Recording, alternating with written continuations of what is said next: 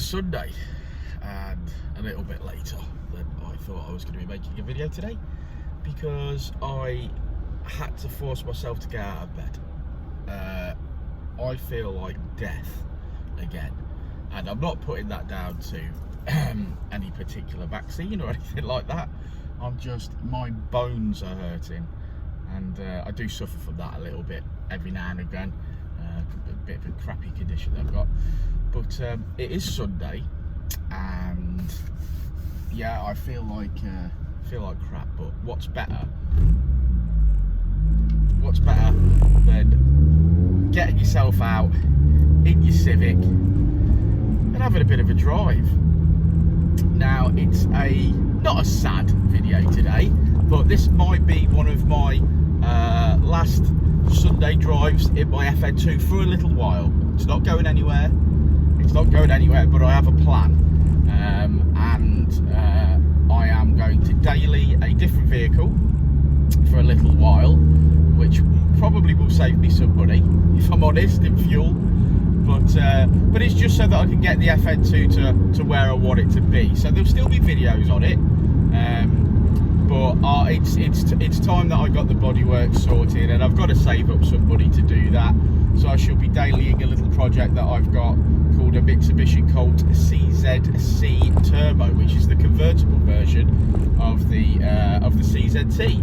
It's still got the 4G15T engine in it, so it's still fun. It's like I say, it's turbocharged. It's done a lot of miles, but it's a car close to my heart that I purchased when a customer of mine for a decade decided that he was gonna sell it, and I got first refusal, which I'm really happy with, as we've looked after it for such a long time. I know it was well looked after, even though the miles were high. It's got some nice mods on it. It's making about 200 brake and about 225 foot-pound of torque. It's what we class as a stage 1. Yeah, and I think I'm going to drive that, and because it's got a high mileage engine, that would be the ideal candidate if I was ever going to do my engine build on one. It would be this one. Its last owner, Brian, top bloke. Miss him because he's moved on to something that isn't necessarily performance. So, you know, he doesn't require sort of us making sure everything's okay. But that's cool. I still stay in contact with him when I can. Yeah, the FN2's got a few niggly issues that I want to get sorted. It's got a little bit of a knock on rear suspension still after all this time, even though it's fully polybushed. It's on BC coilovers, so I've got to address that at some point. It could well be the exhaust, which today has definitely moved since I gave it a hoon. So I think when this car comes back out, it will be fresh looking, because Uncle Keith's paint shop is going to sort it out for me. It may well have a 3-inch exhaust system on it from Richard, because we want to develop a prover theory. Yeah, and it might well have the FN2 induction kit that we're developing as well on it. So, and then moving forward, always the plan to keep it NA, I think, really. So we're talking cabs, oil pump, chain, those sorts of things. This car's now done 136,000 miles. It drives brilliantly, so it drives as well as any of the cars that I drive that come through the workshop that have done half as many miles, so I'm really pleased with that. It's just going to have some money, time and effort spent on it, and to get that money I need to cut my costs down somewhat. So into the Mitsubishi Colt CZT we go. There'll be a series of videos on that particular car. I think you'll find it interesting, because if you're an FN2 owner or a Civic owner, some of you guys I know have got some amazing FN2s, and they are beautiful, and I do know that some of you guys have your FN2 as your weekend toy, and you have another daily. But I think the Mitsubishi Colt is such a great car that some of you guys might consider doing what I'm doing right now and going and getting yourself a daily that's still a bit sprightly, still a bit fun, can still be modified and tuned, but shouldn't cost as much to run as an FN2. So if you have got an FN2 as a toy, or an EP3 as a toy, these cars are going up in price. The FN2 is going up in price. We know why the FN2 is going up in price, and that's because the EP3s are becoming more and more rare, as they're getting broke, or have pretty much been broke, to do K-swaps.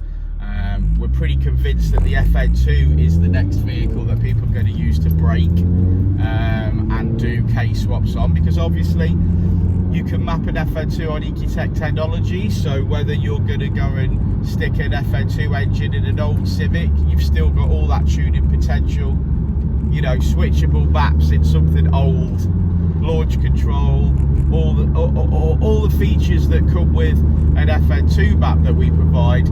Those will be transferred over into your older generation Civic that you're putting FN2 engines in. So that's going to be cool, and I think that's the way, that is definitely the way you're going to see things go.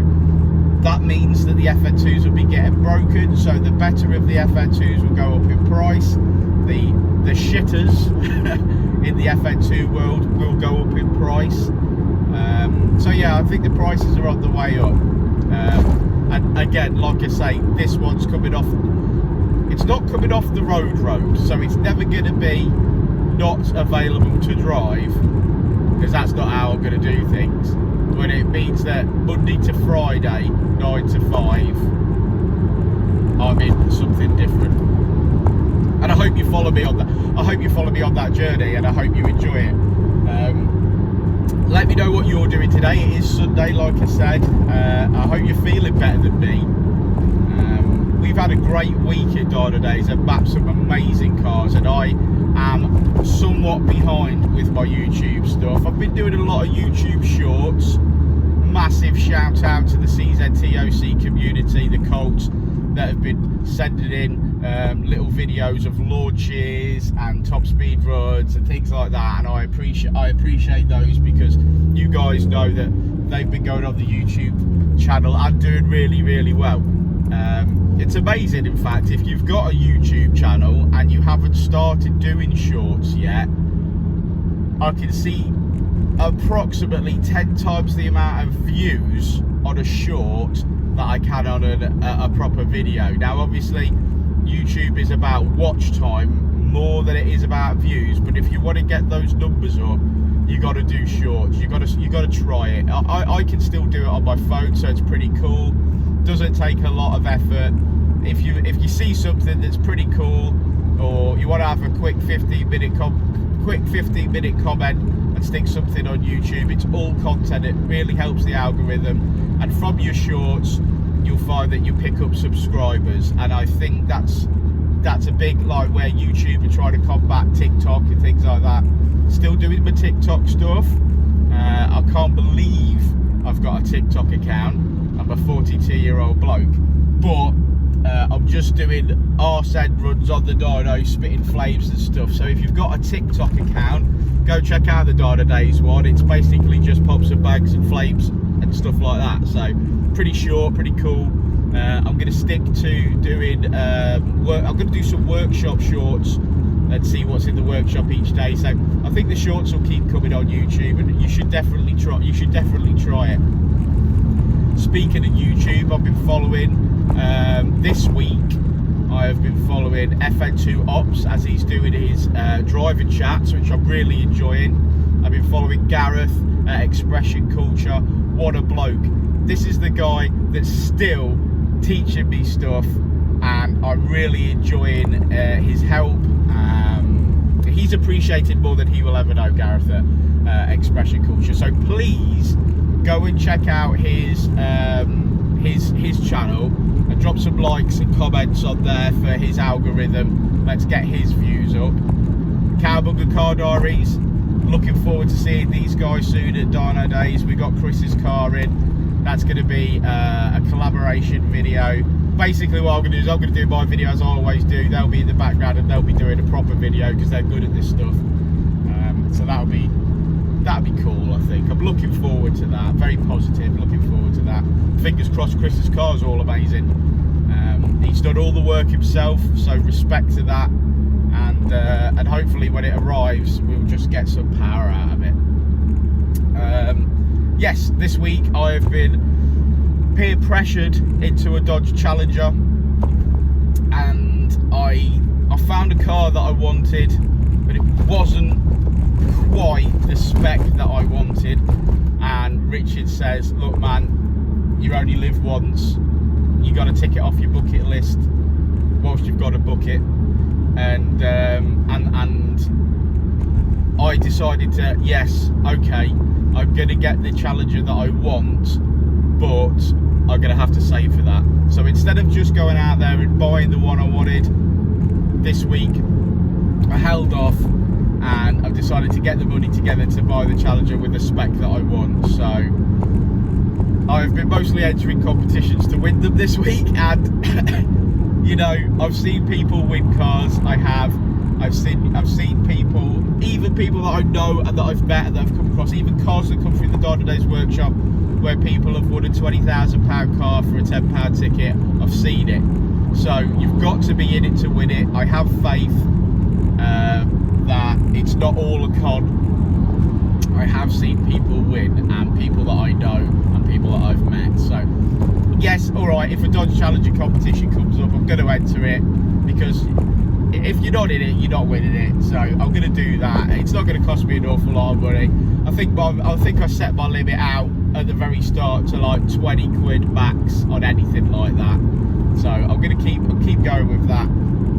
Something that's going to happen on the website over the next coming months is I'm going to actually set up a Dodge Challenger part of the website and see what parts we've actually got access to. Now I know Baxter Design have got splitters and body kit bits and bobs for them, so again, if you're not in it, you can't win it. So I think if I can sell some parts of some of those parts, because I've got such an interest in this car, then maybe that would be cool, and maybe that could all go into the fund for what I want to do. You may have seen that I considered selling my Evo this week. The prices of Evos are at an all-time high. You know, if I sell that Evo this week, I would be making about 150% profit from when I bought it 11 years ago. So I've seen them go for between 23 and 28 grand, but I can't bring myself to do it.